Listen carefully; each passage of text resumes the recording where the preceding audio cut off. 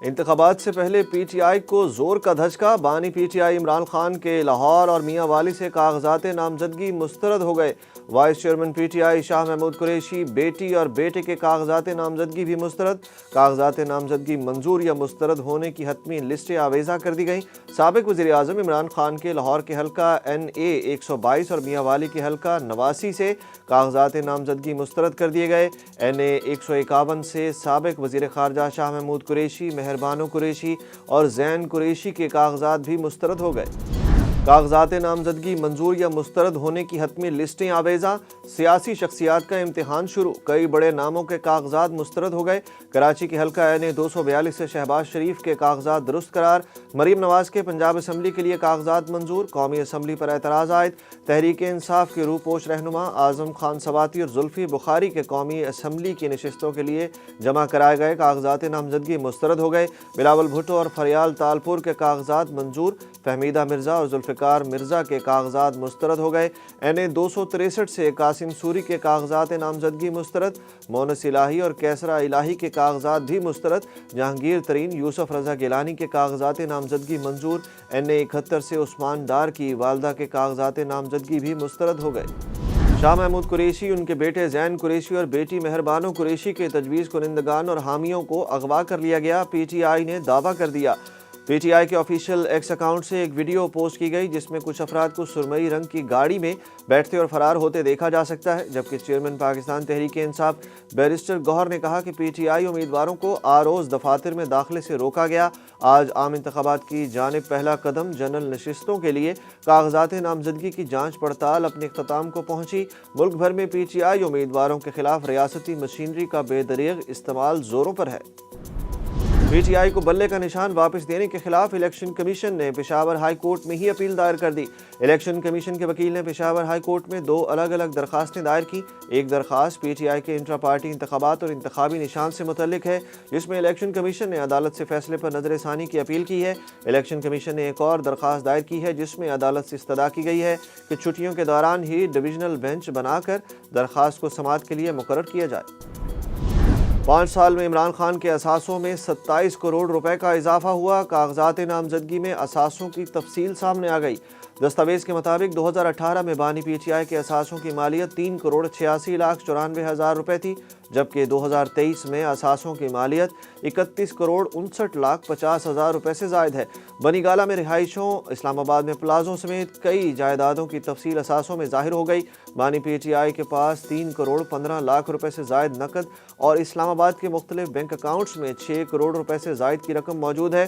دستاویز میں بتایا گیا کہ بانی پی ٹی آئی کسی ایک گاڑی کے بھی مالک نہیں۔ عمران خان نے اہلیہ بشرا بی بی کے نام پاک پتن اور دیپال پور میں 698 کنال اراضی ظاہر کی ہے۔ بشرا بی بی کے نام بنی گالہ میں 3 کنال کا گھر بھی عمران خان کے کاغذات میں ظاہر کیا گیا ہے۔ سب مل کر ملک کو مشکل حالات سے باہر نکالیں گے، قائد نون لیگ نواز شریف پر امید۔ پارلیمانی بورڈ اجلاس سے خطاب میں کہا، بجلی کی لوڈ شیڈنگ کے خاتمے کے لیے دن رات کام کر کے پروجیکٹ مکمل کرائے۔ بہت سے لوگ کہتے تھے 1.5 سال کی حکومت نہیں لینی چاہیے تھی، حکومت نہ لیتے تو ملک پر اثرات کا کسی کو گمان تک نہ ہوتا۔ شہباز شریف حکومت نے ملک کو سہارا دیا، بحرانوں سے نکالا۔ اسلام آباد ہائی کورٹ نے چیف کمشنر کو اسلام آباد کے لیے صوبائی حکومت کے اختیارات دینے والے تمام صدارتی آرڈر اور نوٹیفیکیشن کالعدم قرار دے دیے۔ اسلام آباد ہائی کورٹ نے شہریار آفریدی اور شاندانہ گلزار سمیت دیگر کی ایم پی او کے تحت نظر بندی کے خلاف درخواستوں پر حکم نامہ جاری کرتے ہوئے وفاقی حکومت کو اسلام آباد کی حدود میں صوبائی اختیارات کے لیے 3 ماہ میں قانون سازی کا حکم دیا۔ حکم نامے میں کہا گیا کہ چیف کمشنر کو اسلام آباد کے لیے صوبائی حکومت کے اختیارات دینے والے تمام صدارتی آرڈر اور نوٹیفیکیشن کالعدم قرار دیے جاتے ہیں۔ 1980 کا صدارتی آرڈر 18 ضیاء الحق کی جانب سے جاری کیا گیا تھا۔ ضیاء الحق نے 1977 میں آئین پامال کرتے ہوئے مارشل لاء لگایا اور ریاست کے اختیارات پر قبضہ کر لیا۔ کسی بھی ہم خیال سیاسی جماعت سے بلیک میل نہیں ہوں گے، سیٹ ایڈجسٹمنٹ کے حوالے سے قائد نون لیگ نواز شریف نے بڑا فیصلہ کر لیا۔ ذرائع نون لیگ کا کہنا ہے کہ استحکام پاکستان پارٹی MQM JUIFA اور JDA سے ایڈجسٹمنٹ بغیر کسی شرط کے ہوگی۔ استحکام پاکستان پارٹی کا قومی اور پنجاب اسمبلی کی 100 نشستوں پر ایڈجسٹمنٹ کا مطالبہ بھی مسترد کر دیا گیا۔ JUIFA کا بھی قومی اسمبلی اور پنجاب اسمبلی کی 15 نشستوں پر ایڈجسٹمنٹ کا مطالبہ نہیں مانا جائے گا۔ قائد نون لیگ کسی صورت پنجاب میں اپنے امیدواروں کے علاوہ کسی کو ٹکٹ نہیں دینا چاہتے۔ استحکام پاکستان پارٹی اور JUIFA مان گئی تو ایڈجسٹمنٹ والے حلقے خود نون لیگ منتخب کرے گی۔ مسلم لیگ نون نے بلوچستان سے قومی اور صوبائی اسمبلی کی نشستوں کے لیے امیدواروں کو ٹکٹ جاری کر دیا۔ بلوچستان سے قومی اسمبلی کے 14 اور صوبائی اسمبلی کے 39 امیدواروں کو ٹکٹ جاری کر دیے گئے۔ دوسری جانب صوبائی الیکشن کمشنر نے کہا کہ بلوچستان میں انتخابات کے لیے 5067 پولنگ سٹیشنز بنائے جائیں گے۔ بلوچستان میں 2058 پولنگ سٹیشنز انتہائی حساس اور 2180 پولنگ سٹیشنز حساس ہیں۔